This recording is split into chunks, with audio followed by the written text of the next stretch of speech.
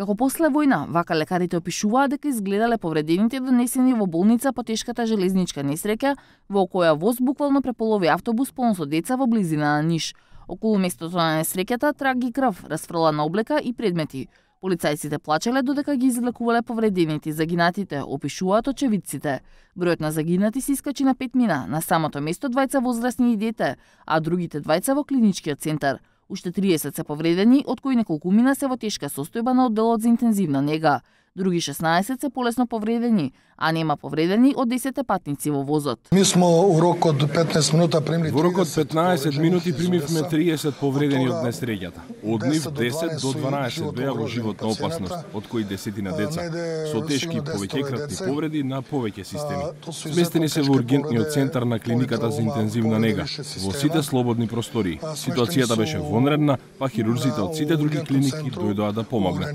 Родителите и роднините на децата од автобусот се собрани во клиничкиот центар. 16 годишно момче со полесни повреди раскажува дека несреќата била страшна и дека во автобусот имало многу негови другари. Јас бев позади, не се гледаше ништо. Возот удри и го пресече на 2 дела.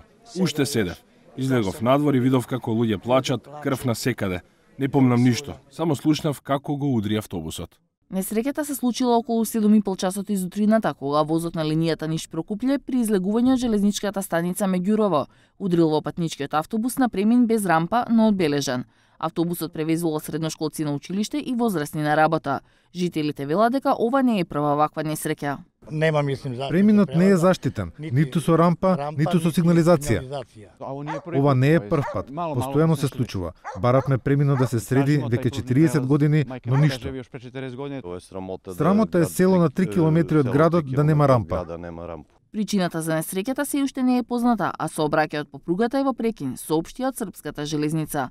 Минатиот викенд во близина на Лесковац загинаа тројца македонски државјани кога автобусот со кој патувале за Виена излета од автопатот.